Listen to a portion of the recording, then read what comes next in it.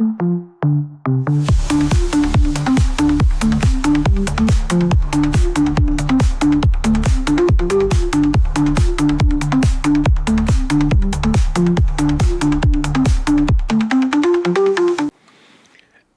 welcome back to Talk Truly. My name is Ed Calais, and I am with Truly Effortless Events, and this is Talk Truly. Today, we have none other than Whitney Proctor, who's with Real Broker. She sells Tennessee. Now, I'm going to tell you a little story before we go to Whitney. You know, I met Whitney. She was a moderator to Truly Realtor, one of our shows. And I have to say, I was impressed to a point to where like other people were going like, she really owned the stage. And it just set me back and made me wonder just how good she is with her clients, because she is so comfortable with everything she does. And when you meet her and you get to know her more, you'll see what I'm talking about. And if you're planning to move to Tennessee, she's a good person to talk to. Welcome to the show, Whitney. Thank you for having me. And that was such a nice introduction you did. Well, I mean it from my heart, but I really want to have people get to know you because, realtors are a dime a dozen. Everyone's a realtor. There's so many. And I've had a couple of realtors on here. After you leave, guess who's coming on the show? Jonathan Gonzalez. Oh, awesome! Our other moderator. But the reason why I chose him, and chose you, well, he referred you, I have to say. Yes. And then after he referred you, I'm going like, wow, I was kind of like impressed. I'm going like, this is good. Thank you. And the same thing with Jonathan. But you stand out. You use all your socials. I see videos of you doing stuff all the time, fun, informational, and that's the cool thing. But let's start at the beginning. Are you from Cleveland, Tennessee? I grew up in Chattanooga. Yep. East Brainerd all my life. I went to Grace Academy, kindergarten through 12th grade. Oh, just down the street from my house. Just down the street. I ended up in Cleveland because I went to Lee University for college. I did not love Cleveland when I first moved there. That was in 2007, so it was still pretty barren. Especially compared to what it is now. I moved back to Chattanooga for a little bit after I graduated college, but then ended up back in Cleveland. Long story short, my husband was working out of Knoxville. I was working in Chattanooga. Cleveland was the best happy medium location without being in the middle of nowhere. It was supposed to be a temporary pit stop, and it's been like 9 years and we're still there. But the longer I'm there, the more I love it. But Chattanooga is ultimately still my home base, and I very much cover all of the above. You're right. I lived in Cleveland for about 30 years before I moved to Chattanooga.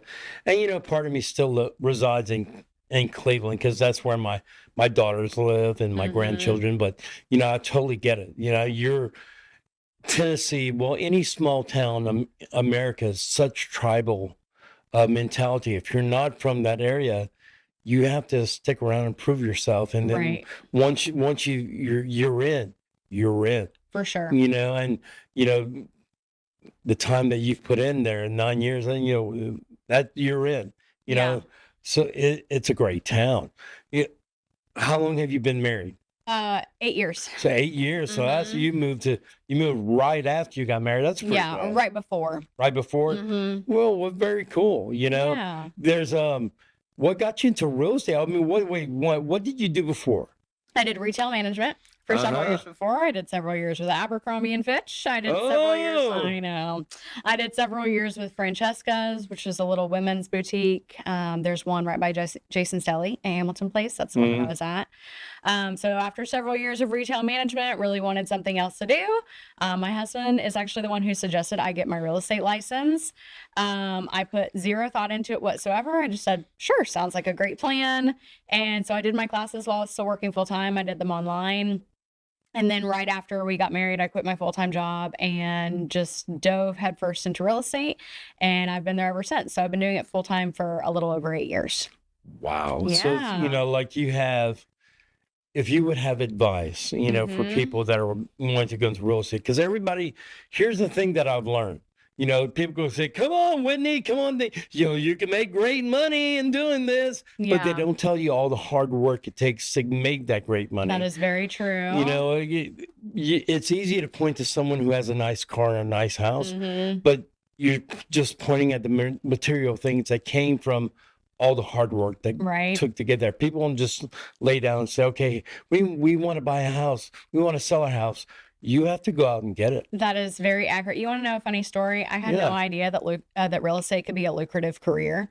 Like, because so many people get into it because they want to make a bunch of easy money, right? Like, Yeah. that's a very common reason that people get into the industry. Had no idea that that was even a thing.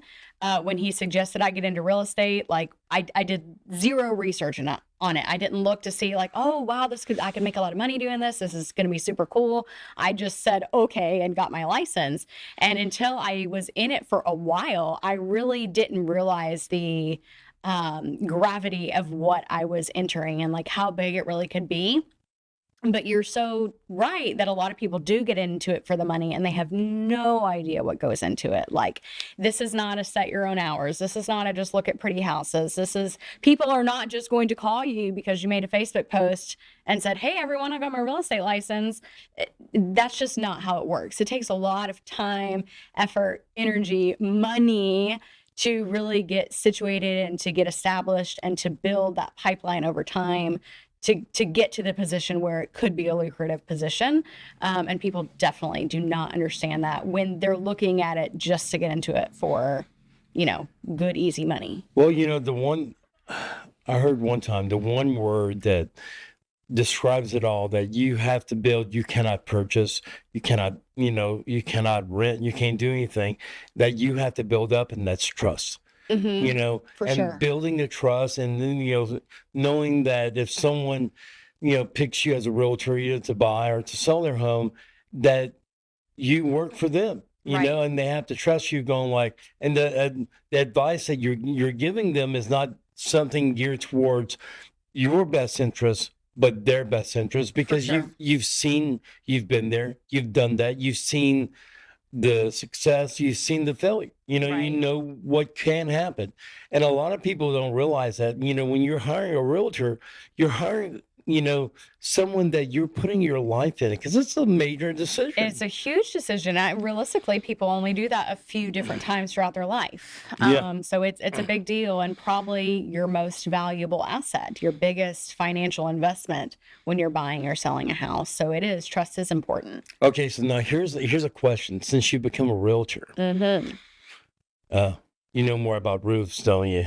I do know more about roofs. You know more about plumbing and I electrical. do. And, you end up, all these things that you thought you were just selling a house. Yeah. No, you're, Crawl spaces. I you're- didn't realize I was going to be sticking my head in crawl spaces and walking through creepy basements and smelly houses. Sometimes the houses are smelly and gross. oh, wow. Sometimes they're not even fun, pretty mansions. So Oh, yeah. Oh, Yeah. Wouldn't we all love to have just fun, pretty mansions? it, But, it would be nice. but it's those little smelly ones that end up, where you turn into something big. That's very true. I know around COVID, Mhm. I always joke and say the two fields in life that I meet that are they're former servers, or they're still servers, or they're hairstylists or whatever, is photography and realty. Mhm. You'll talk to someone in realtor, but they're a server on the side because they can't make it into. Sure. It took a while. How long did it take for you to really go like, man, this is actually a career? I would say it took a couple years. My starting story, I joined a team when I first started. Some agents just go headfirst into working just for themselves. Some people join a team. I would say it's pretty common now to do that when you're first getting started. It's honestly a great way to get started because there's so much that goes into the daily job that you do not learn during your licensing tests. Like, you learn basic rules and laws and regulations and a bunch of really generic stuff that you're honestly never going to use. It has nothing to do with how do I actually handle a customer? How do I actually fill out a contract? How do I negotiate terms? What do I do if something is wrong on the inspection? It doesn't cover any of that stuff. So starting on a team is really beneficial for a lot of people to learn that kind of stuff, learn as you go, and have mentors and have people that you can follow, and get a better idea. So I was on the team that I was on. I actually ended up staying for 5 years, which is a little long to stay on a team. It kind of depends on your scenario, but it worked well for me. But the first year or so was really just kind of getting my footing and figuring out what's even involved in this and just kind of going through the day-to-day activities. And I would say for me personally, after about a year, maybe 2 years, I really was starting to see success. I was starting to see lots of closings and like really feeling confident and comfortable in what I was doing and knowing what I was talking about. That was my like kind of pivotal moment of, oh, this could actually be a career. This is not just a job that I'm doing.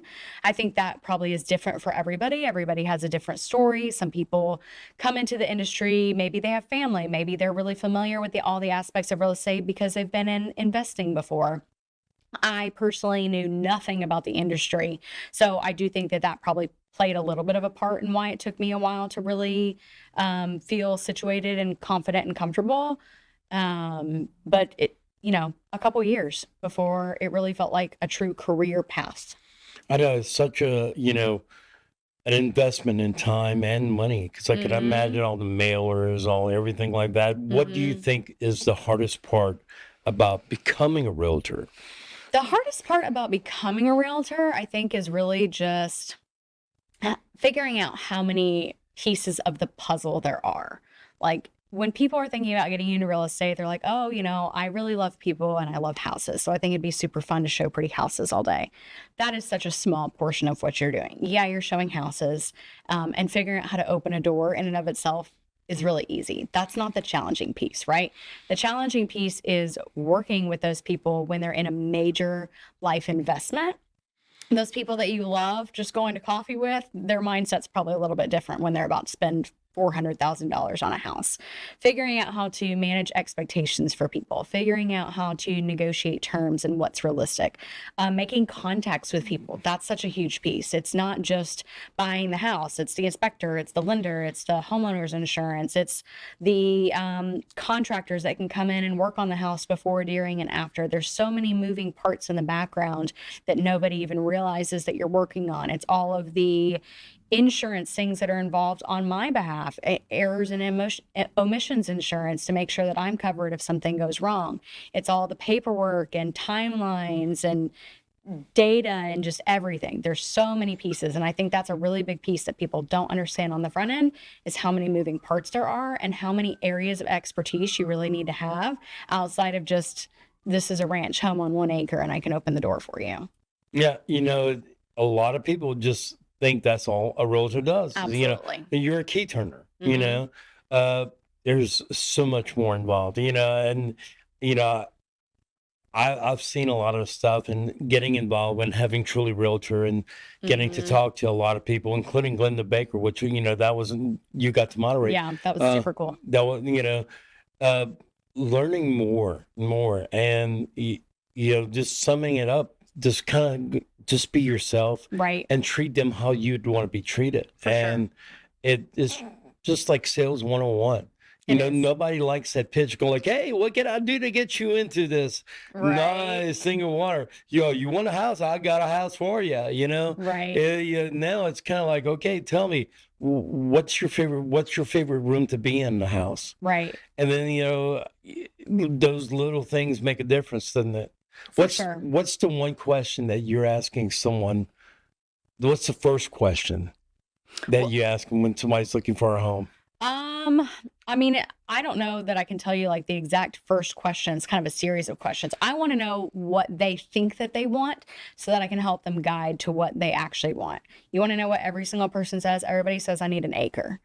People don't even know what an acre is. Like that just sounds good, right? I need an acre. Okay, well, what do you need an Because acre they want to own for? an acre. Yeah, but what do you need an acre for? Well, I just want some space between me and my neighbors. Okay, that makes perfect sense. Or do you want an acre because you want chickens? Or do you want an acre because you have 5 dogs and you need space to run around? What does that even look like? So, if you want a simple answer, what's the first thing I ask them is what is it that they're looking for in a house? And they give me these bits and pieces, and that triggers other questions that I can ask to lead them to like, what is it that you're really after? Because like I said, the acre example, people say that they want an acre. What they really mean is, I want space between my neighbors. I don't want something that's 10 feet, where the houses are 10 feet apart, or I really want room to garden, or I really want room for my dog. That doesn't necessarily mean you actually need an acre. Again, people don't realize how big an acre actually is, but that leads us to that conversation of digging deeper to figure out what their motivation is behind that piece, to better gauge, what it is that they're really trying to get. I bet the people that don't realize how big it is, once they get there, they go like, I'm gonna have to cut all this grass. Yes, that does happen sometimes. For sure. I can imagine. Yeah. I grew up with a lot of land, and we always had tractors and everything like that. And people don't realize the work that goes involved when you have That's a bunch very of true. property. It's a little thing, and I know that after COVID, swimming pools became popular again. Yes. For the longest time, they're going like, oh, well, now it's like when you realize that you might be stuck at your house for a while, Right. during a pandemic, everybody's going like, I want a pool, I want a pool, I want a pool. For sure. And now, everybody's, that's me included, we're guilty. We poured money into our pool because it was, You need a good place to spend your time. Yeah, You're stuck home. if we don't want to go someplace or go out, then, Right. we just, hey, guess what? We have the pool. Sure. So there's like little things that, that make a big difference. I remember like all these trends in real estate. Growing up, I remember the big trend was like, having a sunken den, or, some having a finished basement, or Yeah. having, what would you say is the biggest trend right now besides an acre? Having a home office, because so many people work from home now, and that is another thing that came up during COVID, is having that flexibility of an additional space.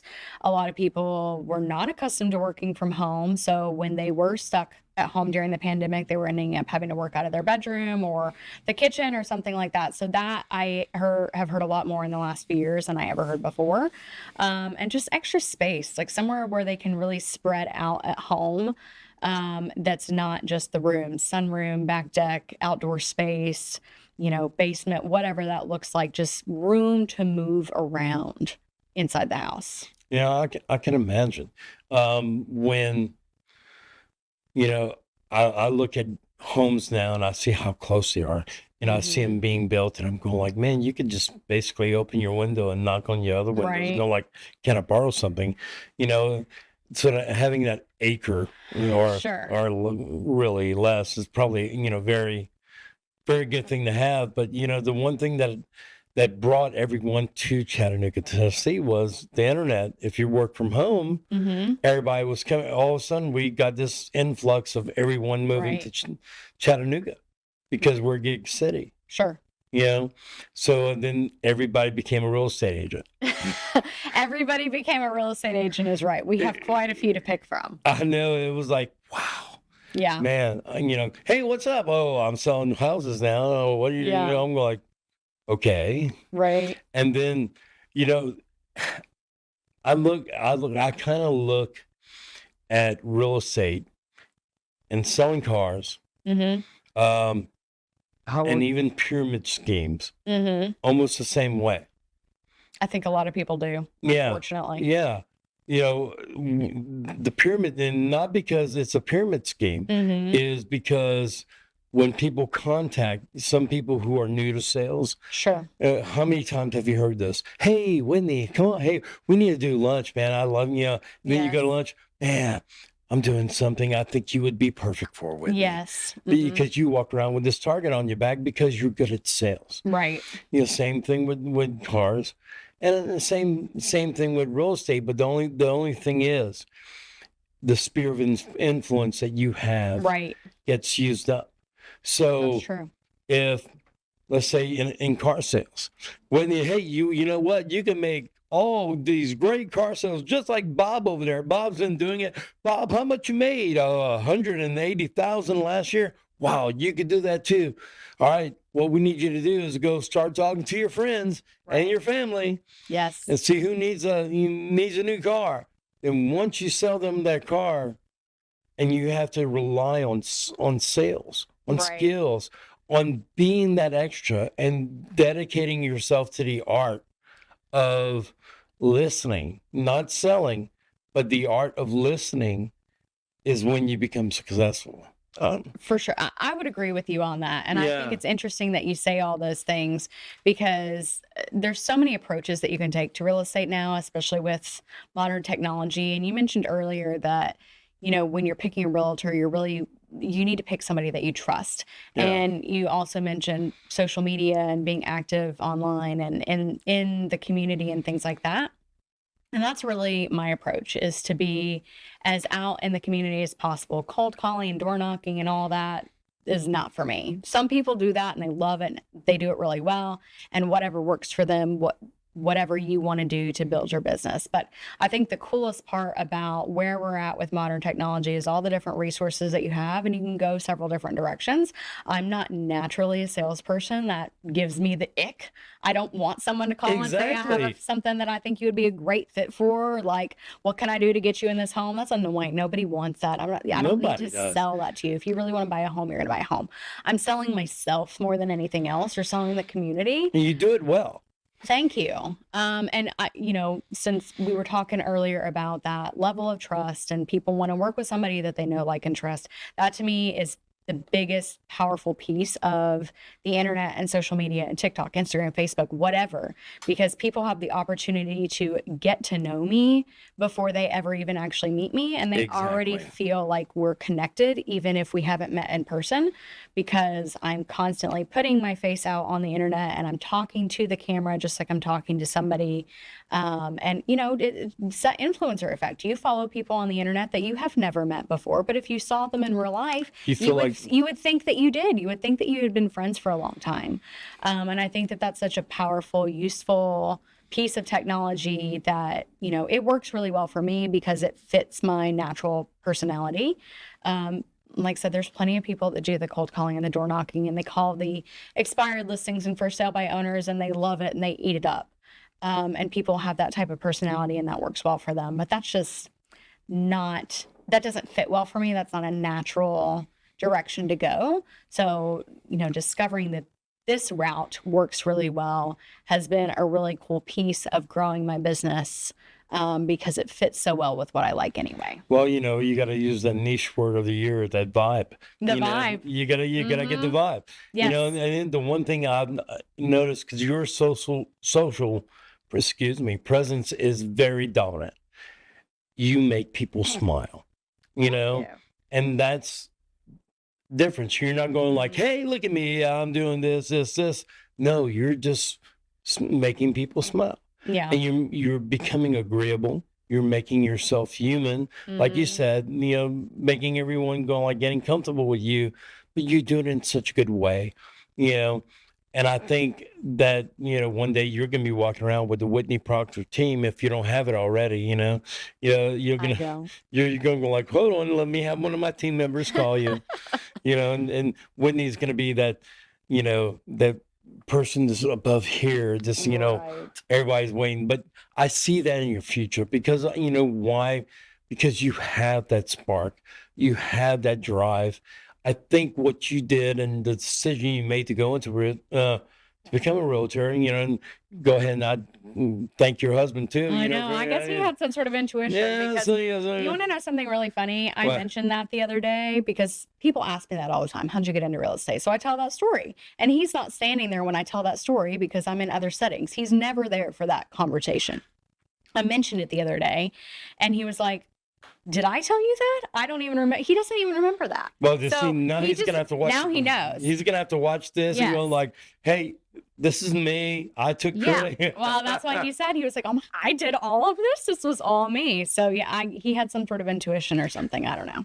Now, we're about to go into wind up this segment, but I want to give you, a little time of why people should choose you and why should they choose Chattanooga. You should choose Chattanooga because it's amazing and beautiful. But in all seriousness, it has so much to offer. It's such a great combination of not too big and not too small. We have a lot of beautiful natural scenery. And depending on where you're coming from, if you're moving from somewhere else, it is still relatively affordable. And I say relatively because everybody has a different definition of affordable. And we all know that the way that prices have gone the last 5 years, unfortunately, are significantly higher than they used to be. But compared to other parts of the country, it is still relatively affordable. And that's why it's such a popular relocation spot. As far as why people should call me, I'm born and raised in this area. I've been doing this for a long time. A good chunk of my clients every single year are relocation buyers and sellers. So I definitely have a lot of experience in helping people get here. But I also have plenty of experience with people who are born and raised here just like me. You don't have to be a relocation buyer or looking to move from somewhere else to the Chattanooga or Cleveland area for us to be a good fit. So as much as I love introducing this area to people as their new home, like it is mine, if you already live here, that obviously works just as well. Oh, wow. Now, how would people contact you? Easiest way to contact me is my phone number. I always have my phone. If I'm doing something like this, it may take me a minute to respond, but texting is the easiest because I can see it really easily between appointments. So 423-432-7419, or follow me on social media, Whitney Sells Tennessee. You can also use Whitney Sells Tennessee. That's my domain, Whitney at Whitney Sells Tennessee, to email me, or just whitneysellstennessee.com to check out my website and some useful resources. Well, that's pretty good. You have everything laid out, made easy for you. If you're watching this on like YouTube, Facebook, TikTok, and you're looking to move to Tennessee, and you know what? If you don't like Whitney, that's pretty totally bad. fine. I'm judging you, okay, because she's so likable. She's just a great person. Thanks. It's my pleasure to know you, and I want to thank you again for taking the time. I know you're a busy person because I've seen you in action. I've seen you. You've won awards. You've done all this stuff. You're up and coming. Because I know that when it comes to real estate, it comes to who's the big wheels in town. Sure. You're becoming a big wheel. Thank you. And that's a big deal. I appreciate that. And I appreciate you having me. This was fun. Yeah, it was fun. Thank you again for coming and tuning in to Talk Truly. My name again is Ed Calais. The name of the company is Truly Effortless Events.